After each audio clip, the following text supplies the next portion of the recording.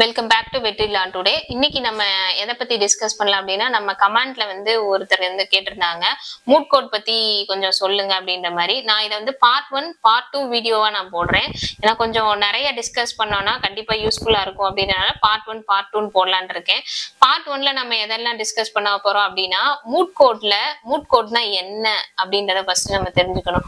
Mood கோட்னா என்ன அப்படின்னா, இப்ப நம்ம கோர்ட்ல வந்து எப்படி நமக்குன்னு ஒரு கிளைண்ட் வருவாங்க, அந்த கிளைண்ட்டுக்காண்டி நம்ம போய் ஆர்கியூ பண்ணுவோம், கோர்ட்ல போய் அப்பியர் ஆகி பேசுவோம். நம்ம கிளைண்ட்டை வந்து வின் பண்ண வைக்கணும், அதுதான் நம்மளோட மோட்டோவா இருக்கும். அதுதான் வந்து ஒரிஜினலா சும்மா ஜென்ரலா நம்ம தெரிஞ்சுக்க வேண்டியது. இதே இது வந்து மூட் கோட் அப்படின்றது வந்து பிராக்டிக்கல் பேப்பர்ல வரும். அதே மாதிரி காம்படிஷன் இருக்கும், ஸ்டேட் லெவல் காம்படிஷன் இருக்கும், inter college competition, intra college எல்லாமே இருக்கும். இதுல வந்து நம்ம எப்படி வின் பண்ணலாம், எப்படி வந்து நம்ம நிறைய மார்க்ஸ் ஸ்கோர் பண்ணலாம் அப்படின்றத தான் நான் இதுல சொல்ல போறேன். மூட் கோட்ல வந்து பேசிக்கலா வந்து நமக்கு வந்து ஒரு வழக்க பத்தி கொடுத்துருவாங்க. வழக்கு அதை வந்து ஃபேக்ட பத்தி சொல்லிடுவாங்க. இப்ப வந்து ஏதாவது ஒரு ஃபேக்ட் வந்து கொடுத்துருவாங்க. அந்த ஃபேக்ட வந்து டிஸ்கஸ் பண்ணி நம்ம போய் கோர்ட்ல போய் பேசணும். கோர்ட் மாதிரி செட்டப் வந்து காலேஜ்ல இருக்கும், அங்க போய் நம்ம வந்து ஆர்கியூ பண்ணுவோம். அதுதான் வந்து மூட் கோட். இந்த மூட் கோட் பொறுத்த வரைக்கும் வந்து 3 பேர் இருப்பாங்க. ஸ்பீக்கர் 1, ஸ்பீக்கர் 2, ரிசர்ச்சர் அப்படின்னு இருப்பாங்க. ஸ்பீக்கர் 1ஓட வேலை என்ன அப்படின்னா, அந்த வழக்க பத்தி வழக்கின் பொருண்மைன்னு சொல்லுவாங்க, அது கொடுத்துருப்பாங்கல்ல, அதை பத்தி அவங்க டிஸ்கஸ் பண்ணணும், அதை பத்தி அங்க கோர்ட்ல போய் பேசணும். அதுக்கப்புறமா வந்து இப்ப வந்து சப்போஸ் அந்த ஃபேக்டுக்கு வந்து ஒரு 4 இஷ்யூஸ் அவங்களே கொடுத்துருக்காங்க அப்படின்னா, அந்த 4 இஷ்யூஸ்ல 2 இஷ்யூ வந்து ஸ்பீக்கர் 1 பேசுவாங்க.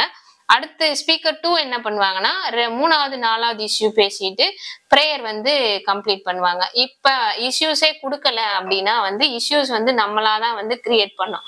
அப்ப என்ன பண்ணும் அப்படின்னா, ஸ்பீக்கர் 1, ஸ்பீக்கர் 2, ரிசர்ச்சர் 3 பேர் என்ன பண்ணும் அப்படின்னா, கொடுத்துருக்க ப்ராப்ளம உட்கார்ந்து 3 பேரும் டிஸ்கஸ் பண்ணி அதுல என்ன மெயினா பிரச்சனையா இருக்கோ அதை வந்து இஷ்யூஸா டிவைட் பண்ணிக்கணும். அதே இது வந்து இப்ப இஷ்யூஸ் கொடுத்துருந்தாங்கன்னு சொன்னேன்ல, கொடுத்தாங்கன்னா இப் சப்போஸ் ஏதாவது ஒரு முக்கியமான விஷயத்த அந்த இஷ்யூல சேர்க்கல அப்படின்னா, நம்ம சப் இஷ்யூவா போட்டு நம்ம அதையும் கூட சேர்த்து நம்ம ப்ரெசென்ட் பண்ணலாம். இதுதான் பேசிக்கான விஷயம். இதுல வந்து ரிசர்ச்சரோட ஒர்க்கு, ஸ்பீக்கர் 1, ஸ்பீக்கர் 2 3 பேருமே வந்து அந்த ஃபேக்ட் கொடுத்துருவாங்க. அந்த ஃபேக்ட வந்து கம்ப்ளீட்டா தரோவா இருக்கணும். Inch by inch, word by word வந்து நம்ம தெரிஞ்சாதான் அங்க ஜட்ஜ் நம்ம கிட்ட கொஸ்டின் கேட்கும் போது கரெக்டா ஆன்சர் பண்ண முடியும்.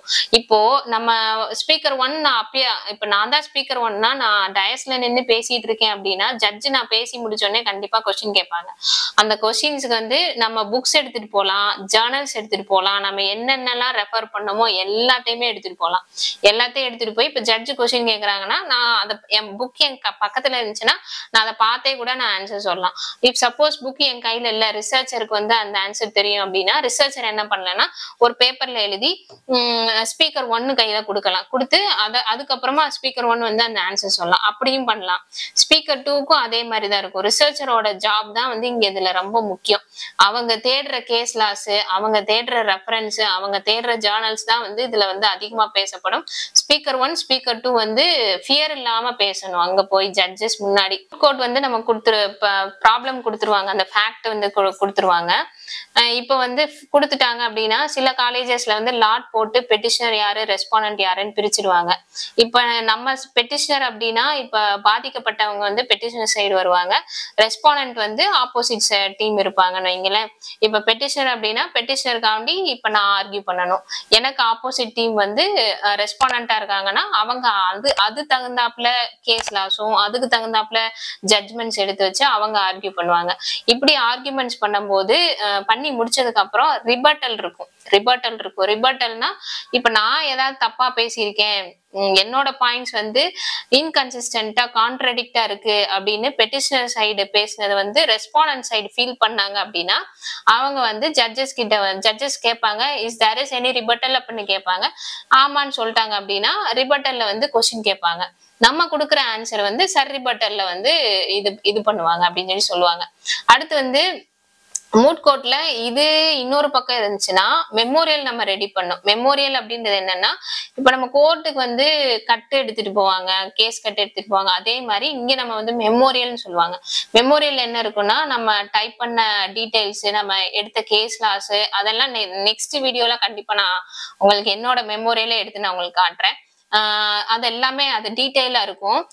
இப்போ வந்து அந்த மெமோரியல்ல வந்து மினிமம் வந்து ஒரு பெஸ்ட் மெமோரியல் அப்படின்னா மினிமம் 30 இருக்கணும் gas loss, maximum 50-70 gas loss வந்து இருந்ததுன்னா நல்லா இருக்கும். நிறைய மூட் ப்ரொபோர்ஷன்ல வந்து எப்படி இருக்கும்னா 25 பேஜுக்கு மேல எக்ஸீட் ஆகக்கூடாது, 30 பேஜஸ்க்கு மேல எக்ஸீட் ஆகக்கூடாது அப்படின்னு சொல்லி சொல்லுவாங்க.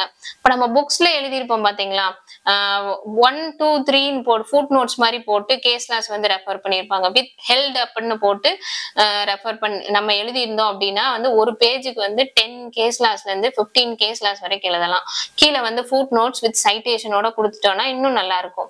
அதே மாதிரி ஜேர்னல்ஸ், ஆர்டிகல்ஸ், மேகசின்ஸ் என்னென்ன ரெஃபரன்ஸ் இருக்கும். நான் என்னோட மூட்ல வந்து ஹிந்து பேப்பர்ல இருக்க வெதர் ரிப்போர்ட்ல இருந்து எல்லாமே எடுத்துட்டு போயிருந்தேன். அந்த மாதிரி பண்ணோம்னா இன்னும் நல்லா இருக்கும். இது வந்து பெஸ்ட் மெமோரியல் வாங்குறதுக்காண்டி இதெல்லாம் பண்ணலாம்.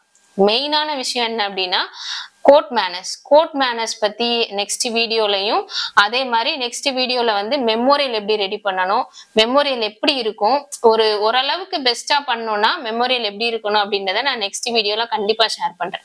தேங்க்ஸ் ஃபார் வாட்சிங். நெக்ஸ்ட் வீடியோல நம்ம மூட்டோட செகண்ட் பார்ட் பத்தி டிஸ்கஸ் பண்ணலாம். கண்டிப்பா இது லா ஸ்டூடெண்ட்ஸ்க்கு வந்து யூஸ்ஃபுல்லா இருக்கும். மறக்காம சப்ஸ்கிரைப் பண்ணி வச்சுக்கோங்க. தேங்க்ஸ் ஃபார் வாட்சிங்.